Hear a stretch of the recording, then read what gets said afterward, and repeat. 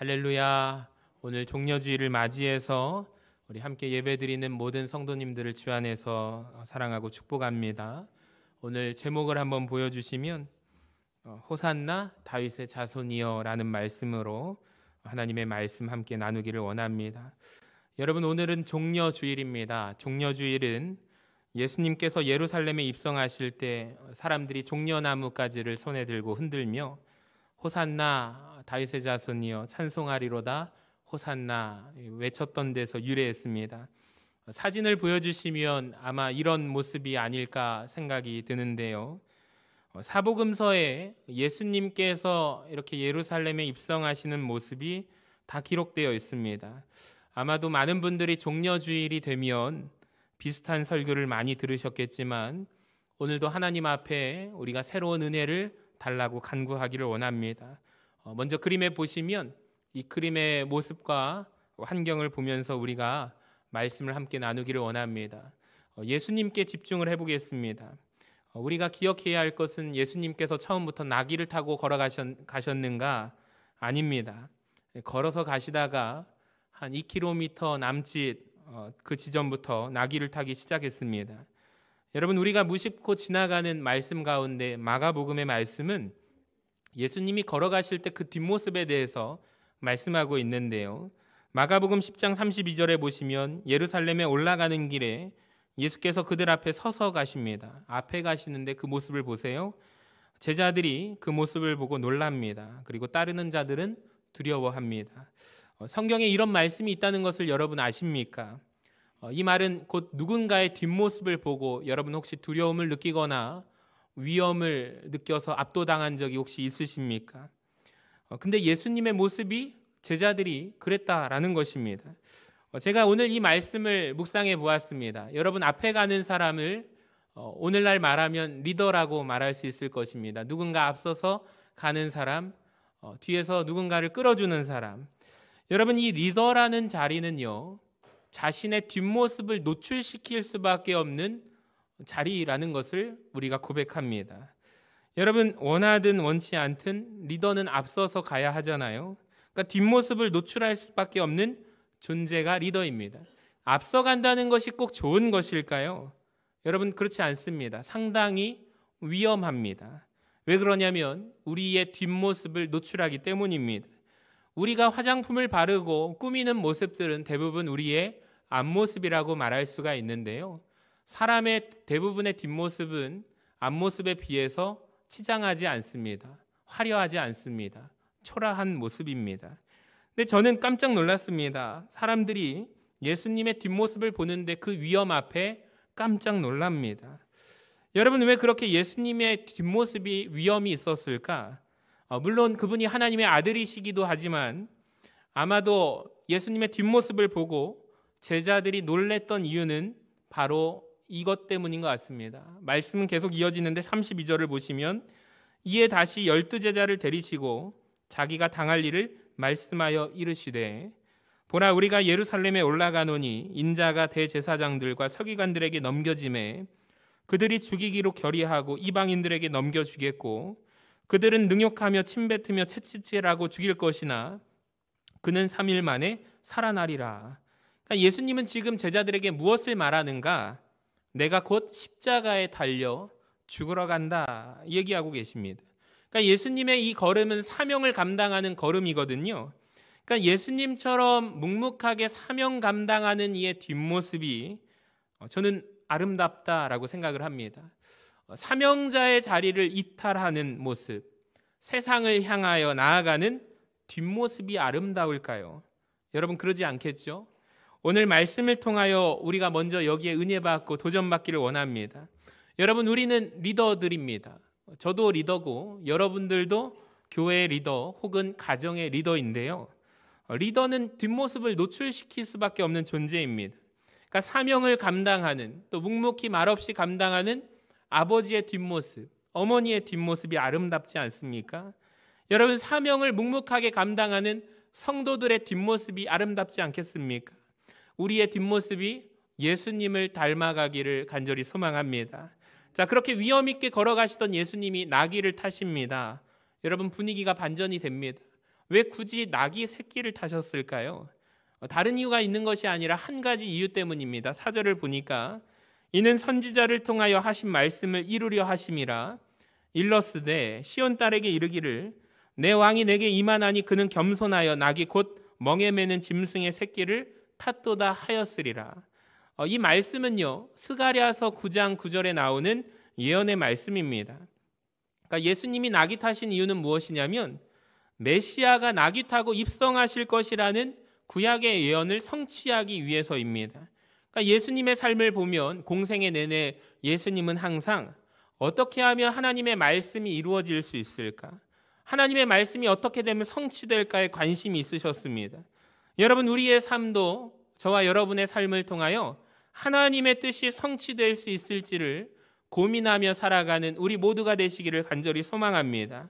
자, 그런데 왜 나귀를 타셨을까 보니까 놀랍게도 그분의 성품 때문이라고 말씀합니다. 스가랴 말씀을 보여주시면 9장 9절에 그분은 겸손하여 나귀를 타십니다. 여러분, 사람은요, 자기의 성품을 벗어나는 일을 할 수가 없습니다. 그러니까 어떤 사람이 그 선택을 하는 이유는 그분의 성품 때문에 선택을 하는 겁니다.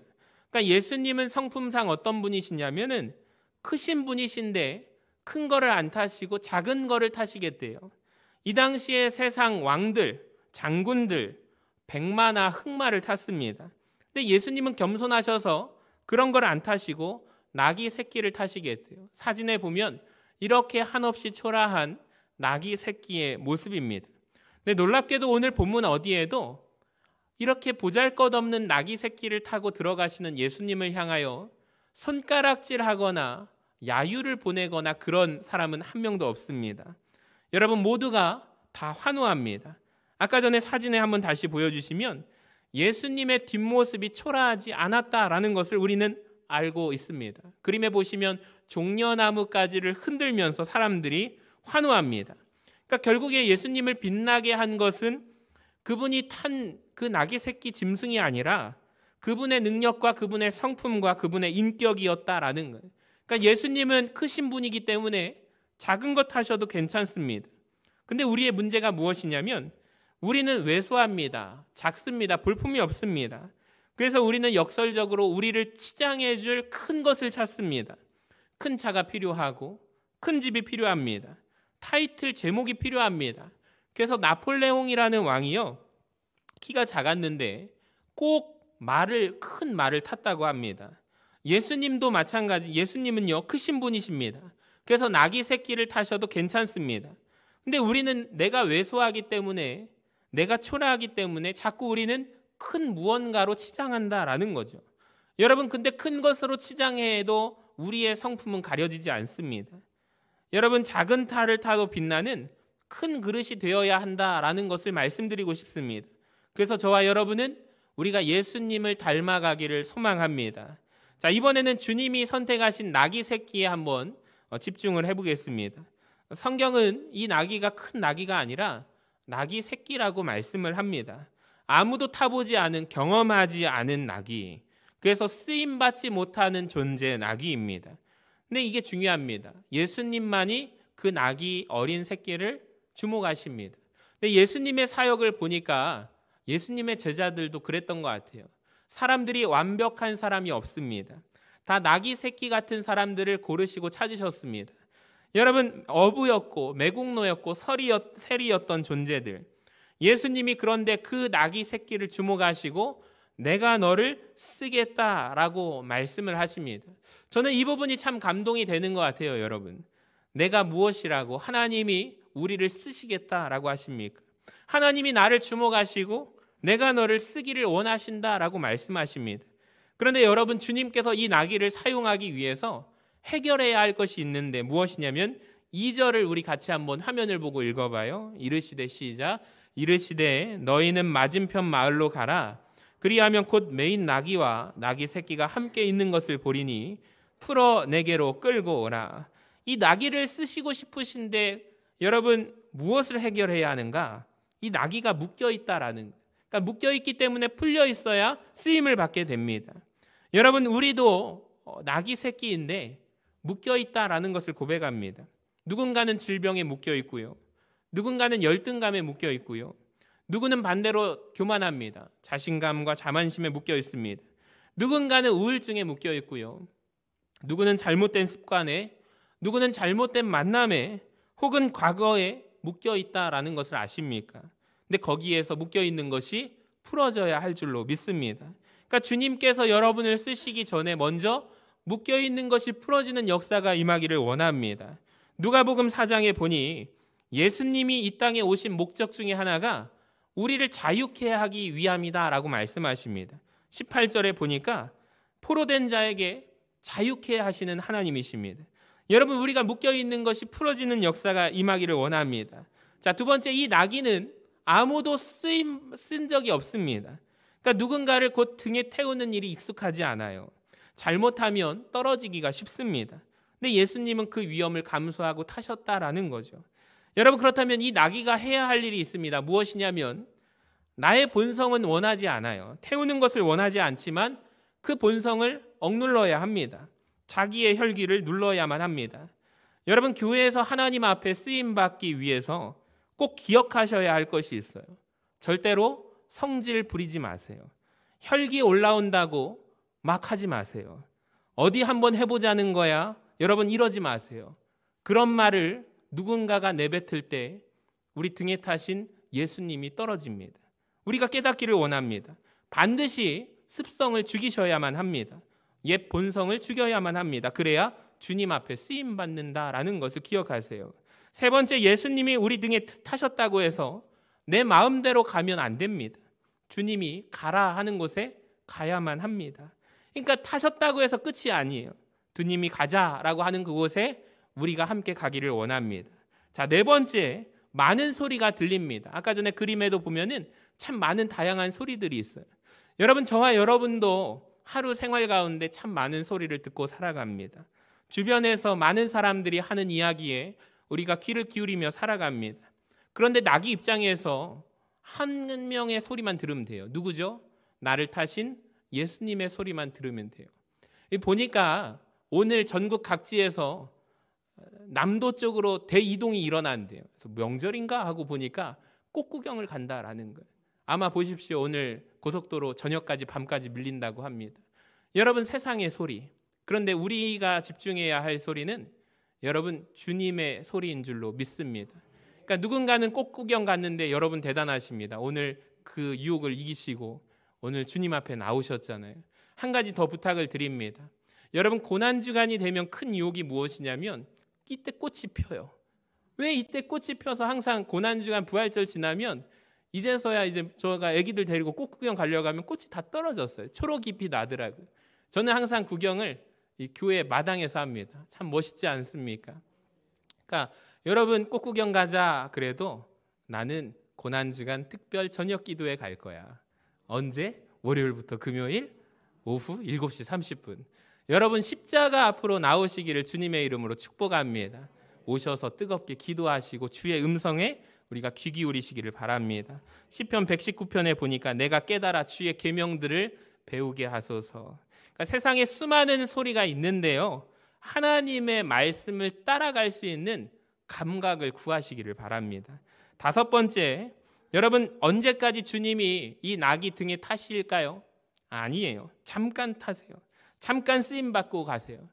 그러니까 나귀가 근데 주님 계속 타시면 안 되겠습니까? 라고 하고서 계속 타시죠. 제가 저 골고다 언덕까지 모시겠습니다. 라고 하면 될까요? 안 될까요? 저는 이 부분이 참 중요하다고 생각합니다. 여러분, 우리는 잠깐 쓰임받는 존재입니다. 주님이 우리를 향하여 너는 거기까지야 라고 말하시면 우리는 그만하는 존재입니다. 모세를 보면 출애굽할 때까지만 쓰임받았잖아요. 주님, 내가 그 가나안 땅 가고 싶습니다. 주님 노하셨습니다. 근데 거기에는, 가나안 땅에는 여호수아라는 새 나귀가 쓰임받는 것입니다. 여러분 잘 기억하세요. 쓰임받을 수 있는 때가 있어요. 여러분, 그때 쓰임받으셔야만 합니다. 근데 주님이 쓰시겠다, 내가 너를 쓰겠다라고 할 때 이 대부분 보면은 사역자로서 안타까운 게 뭐냐면 주님이 너를 쓰겠다라고 할 때 대부분 이런 반응입니다. 주님, 죄송해요. 너무 바빠요. 제 일이 너무 많아요. 저 지금 아니고요. 은퇴하고 할게요. 그렇게 말씀을 하세요. 여러분, 근데 아니에요. 근데 불평해요. 기억하세요. 언제까지나 쓰임받지 않습니다. 우리는 잠깐 쓰임받는 인생이에요. 그러니까 주님이 계속 나를 쓰지 않으세요. 쓰임받으면 그때 감사한 거예요. 쓰임받을 때 지혜로운 자의 태도가 무엇이냐면 내가 무엇이라고 주님이 나를 쓰시나, 이렇게라도 나를 쓰신다니 감사하구나. 여러분, 이것이 바로 지혜로운 사람의 태도 아닙니까? 주님이 시간 주시고 물질 주시고 에너지 주시고 건강 주실 때 그때 쓰임 받으세요. 여러분, 근데 많은 분들이, 저는 이런 분도 봤어요. 병상 위에서 내가 건강을 다 잃고 마지막 때 목사님 이럴 줄 알았으면 내가 젊었을 때 교회를 위해서 잘 섬길 걸 그랬어요. 그런 분들 굉장히 많이 만났어요. 여러분, 그런데 쓰임 받는 때가 있구나라는 것을 알게 됩니다. 행복한 낙이라는 곡이 있습니다. 조준모 씨가 이 본문을 묵상하면서 곡을 지었는데 보세요. 가사가 너무 좋아요. 주님, 저는 그 행복한 나귀가 되고 싶어요. 묶여있는 저를 좀 풀어주세요. 세상 욕심의 죄에 나 자신의 묶여있는 저를 풀어주세요. 그리고 주님을 섬기게 하세요. 그리고 주님을 등에 업고 살게 하세요. 그러면 세상은 나를 보지 않고 내 등에 업힌 주님을 보게 되겠죠. 주님, 저는 그 행복한 나귀가 되고 싶어요. 여러분, 어떻습니까? 저도 그 행복한 나귀가 되고 싶습니다. 여러분도 행복한 나귀 되고 싶지 않으십니까? 나귀 얘기를 하다 보면 반드시 얘기해야만 하는 존재가 누구냐면 이 나귀의 주인이거든요. 이 당시에 팔레스틴에서 재산 목록 1호가 나귀였습니다. 교통수단이고 짐도 실어 나를 수 있는 아주 소중한 존재가 나귀입니다. 근데 놀랍게도 이 나귀 주인에게 가서 제자들이 이 나귀를 풉니다. 이 나귀하고 나귀 새끼죠. 두 마리죠. 풀어서 갑니다. 자, 그때 주인이 나타나서 왜 풀어갑니까? 라고 물었을 때 주님이 쓰시겠다고 하라 하니까 군말하지 않고 주는 주인의 모습이 나옵니다. 자, 2절을 보세요. 같이 읽어봅니다. 시작. 이르시되 너희는 맞은편 마을로 가라. 그리하면 곧 메인 나귀와 나귀 새끼가 함께 있는 것을 보리니 풀어 내게로 끌고 오라. 만일 누가 무슨 말을 하거든 주가 쓰시겠다 하라. 그리하면 즉시 보내리라. 아멘. 여러분, 굉장히 중요합니다. 정말 그렇게 합니다. 이 나귀 주인은 뭐라고 하냐면 주님이 쓰시겠다고요? 지금 내가 나귀 주인인데 진짜 주인이 나타나셨네요. 나는 청직이잖아요. 여러분, 진짜 주인이 쓰시겠다니까 그 나귀하고 나귀 새끼를 내어드립니다. 여러분, 할렐루야. 저는 이 말씀을 보면서 교회에 이런 나귀 주인 같은 분들이 많아야 아름다운 교회가 된다는 것을 아십니까? 그러니까 주님께서 쓰신다고 할 때 쓰임받는 은혜가 있게 되시기를 주님의 이름으로 간절히 축원합니다. 제가 말씀 가운데 여러 가지를 말씀드렸는데요. 사명을 감당하는 주님의 뒷모습이 놀라움과 위엄을 주었습니다.